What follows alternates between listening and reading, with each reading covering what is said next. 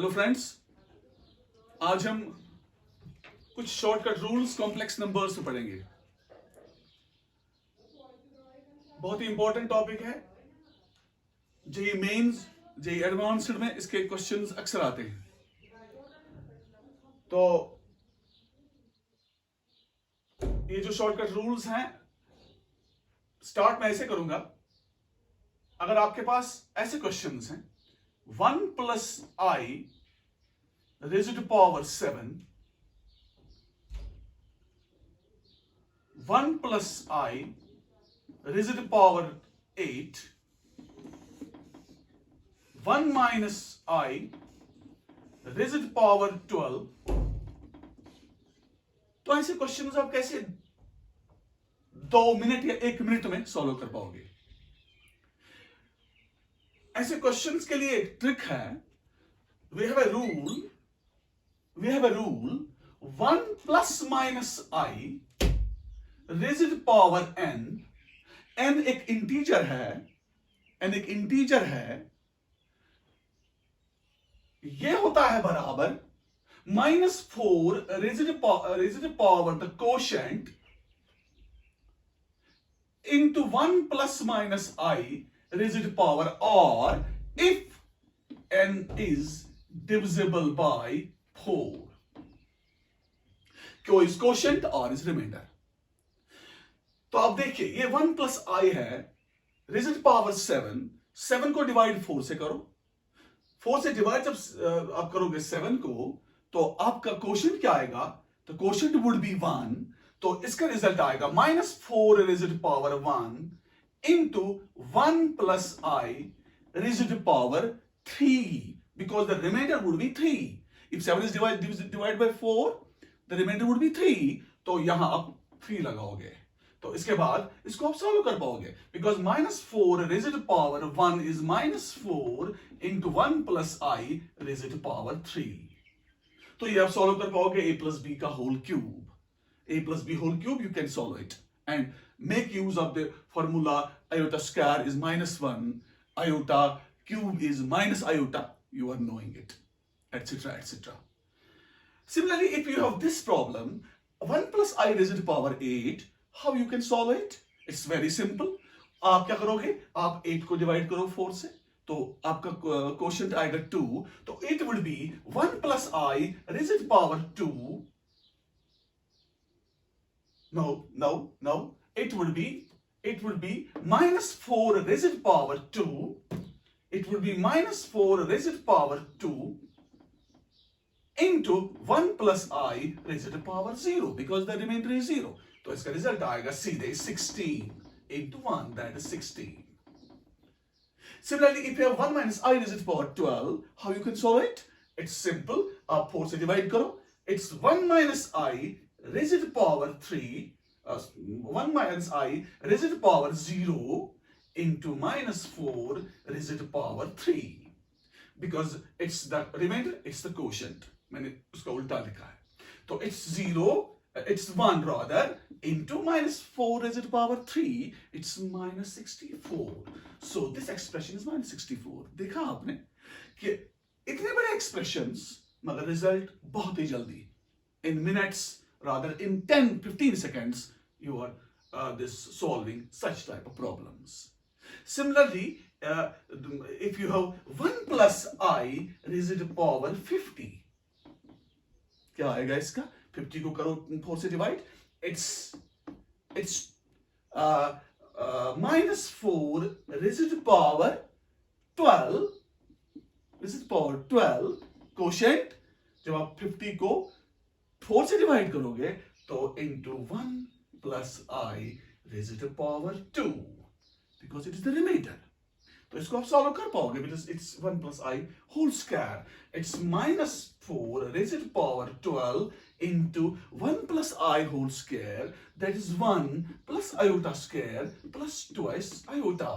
It would be iota square and 1 gets cancelled, so it's -4 raised to power 12 into 2i.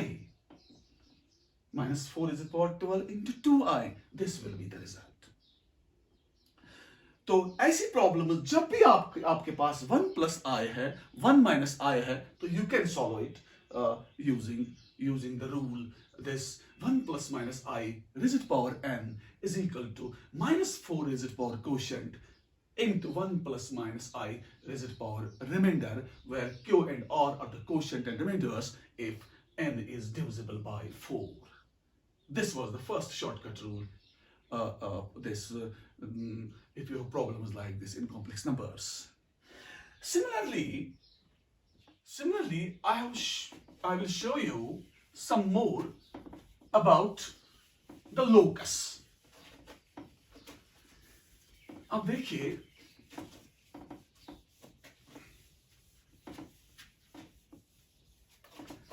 हाँ अब देखिए, अब हम लोकस पे बात करेंगे. लोकस क्या होता है? ये ज्योमेट्रिकल कॉन्सेप्ट है, कोऑर्डिनेट ज्योमेट्री में आप पढ़ते हो.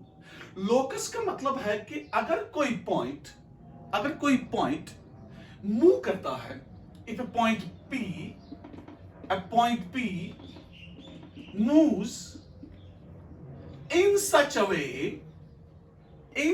way that it traces some geometrical curve, ये कुछ ज्योमेट्रिकल कर्व बनाता है, या it satisfies some geometrical condition, या ये सेटिस्फाई करता है कोई ज्योमेट्रिकल कंडीशन.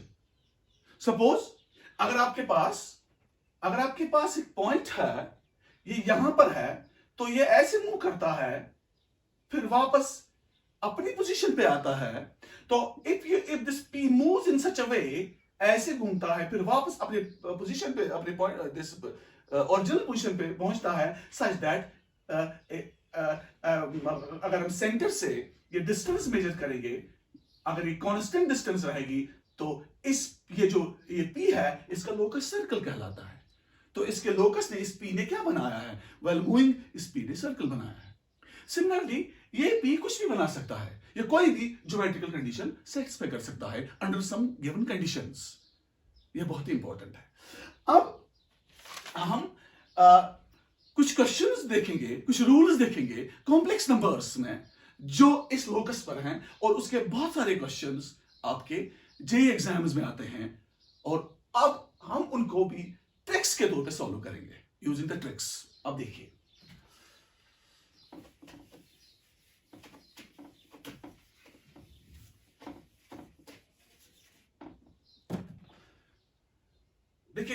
हम लिखेंगे, अगर हम A ऑफ Z1, अगर एक पॉइंट A है, ये Z1 कॉम्प्लेक्स नंबर रिप्रेजेंट करता है.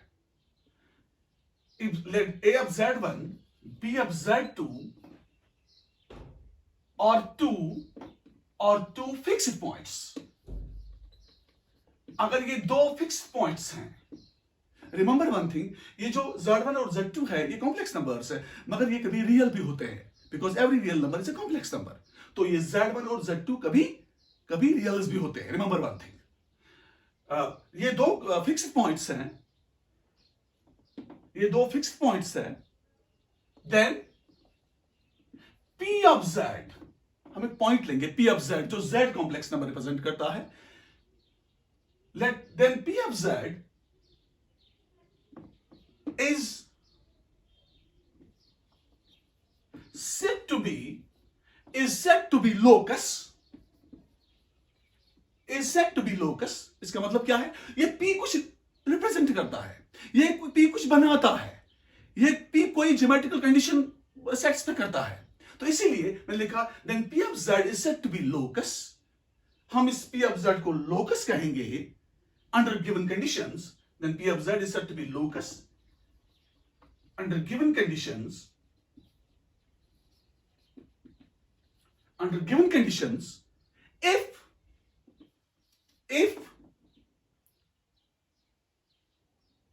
a part, if mod of z minus z1 plus mod of z minus z2 is equal to k, अगर ये कहीं आपको मिलेगा mod of z1 minus z1 plus mod of z minus z2 is equal to k, where k is some number, k is some constant. Remember one thing, z1 and z2 are also two constants, two complex numbers are real numbers, and z is a variable complex number. ये अगर k के बराबर होगा, ये condition आपको दी हुई होगी, and mod of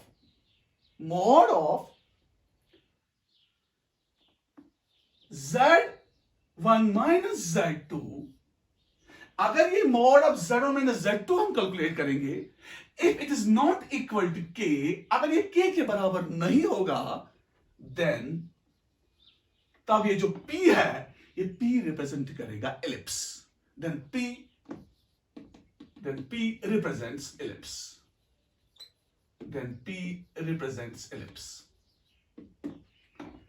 This is the first condition. Mod of z minus z1 plus mod of z minus z2 is equal to k, and mod of z1 minus z2 is not k. अगर ये इस k के बराबर नहीं होगा, ये difference, तब ये जो p है, ये रिप्रेजेंट करेगा एलिप्स. अगर ये कभी ये मॉड k के बराबर होगा, if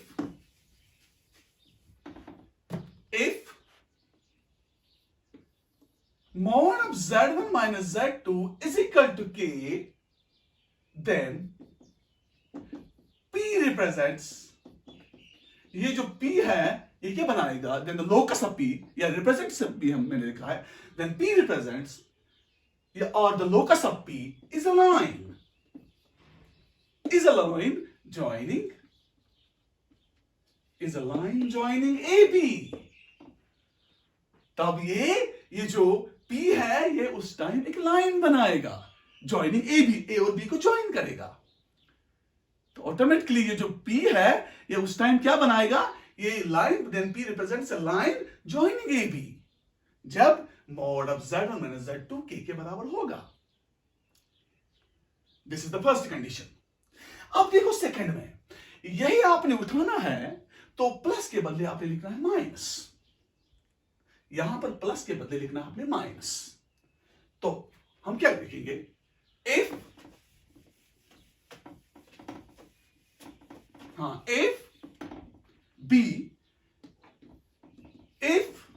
mod of z1 minus z1 minus, अब यहां माइनस है, remember, minus mod of z minus z2 is equal to k, and mod of z1 minus z2, if it is not equal to k, then p represents hyperbola. तब p क्या बनाएगा, hyperbola.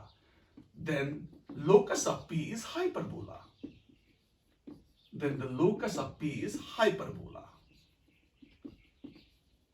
देखो, इसके लिए आपने क्या की रखनी है याद, पहले है mod of z minus z1 plus mod of z minus z2 is equal to k. अब है mod of z minus z1 minus, इतना डिफरेंस, प्लस माइनस. ये k के बराबर नहीं है, ये k के बराबर नहीं है, इट्स एलिप्स. ये k के बराबर नहीं है, इट्स हाइपरबोला. अगर ये k के बराबर है, तो उस टाइम क्या है, इस कंडीशन में ये एक लाइन बना रही है ज्वाइनिंग AB, ये AB को ज्वाइन कर रही है. अब देखो सेकेंड, इसका जो दूसरा, if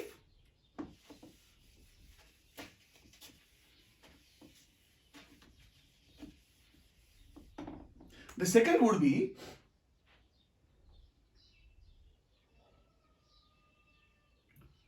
if mod of, condition क्या है, z1 minus z2 is equal to k, तब ये जो p है ना, ये रिप्रेजेंट करेगा रे BA, ये रे BA बनाएगा. देन बराबर ऐसे ही, मगर यहां पर ये लाइन बना रहा है AB, यहां पर A, then P represents line joining A B, यहां पर ये बी ए बना रहा है, बी ए, पहले बी फिर ए, लाइन बना रहा है यहां पर भी, रे एक, then locus of P, the locus of P is a ray beginning with B and moves towards A.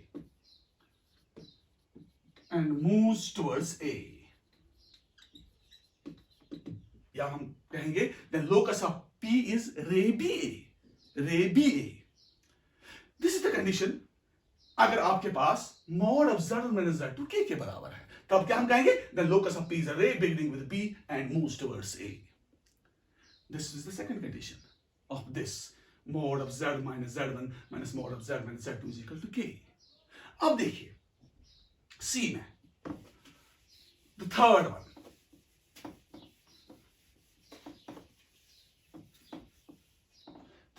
is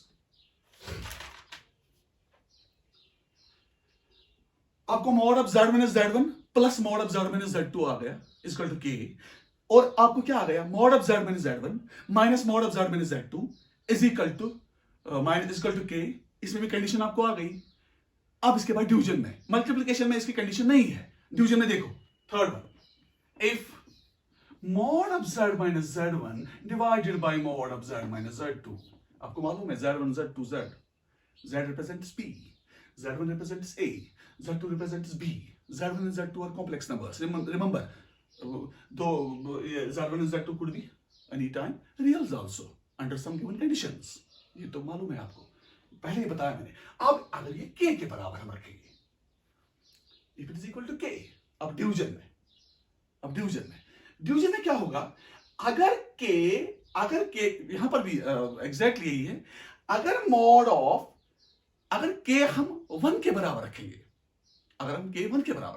if K is equal to 1, अगर K 1 के बराबर है, देन हम क्या लिखेंगे फिर, then mod of Z minus Z1 is equal to mod of Z minus Z2.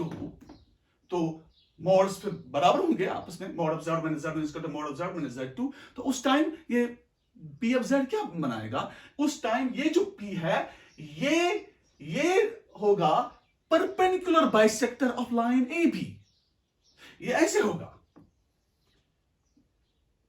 Suppose ये AB है, अगर इसका हम एक परपेंडिकुलर बाइसेक्टर डालेंगे तो इस परपेंडिकुलर बाइसेक्टर पर ये P होगा. Then the locus of P is perpendicular bisector of line AB. Then locus of P is perpendicular bisector of line joining AB.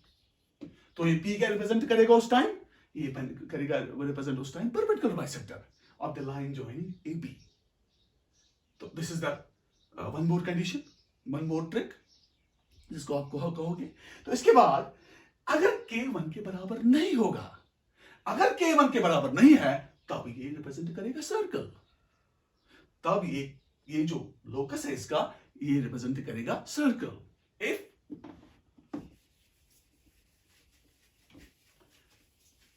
If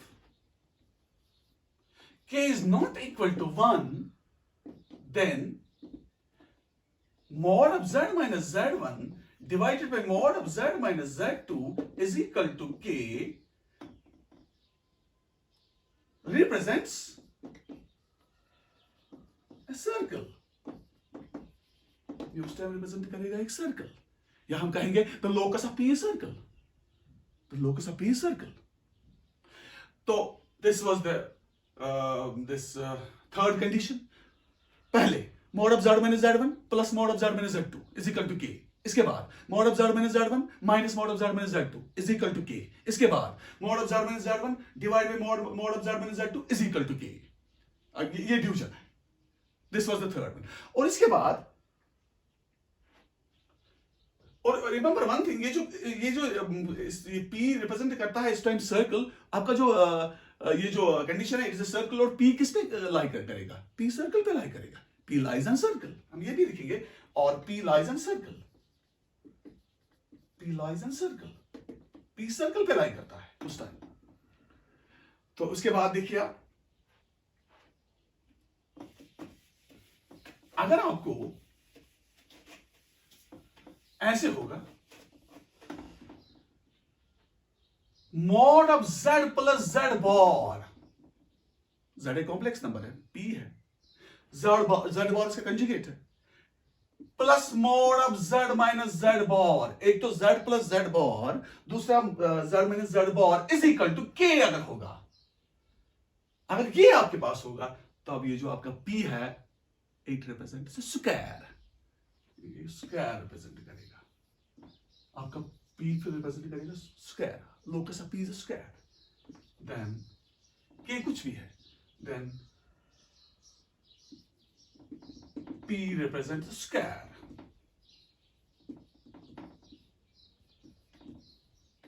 और हम कहेंगे locus of p is square.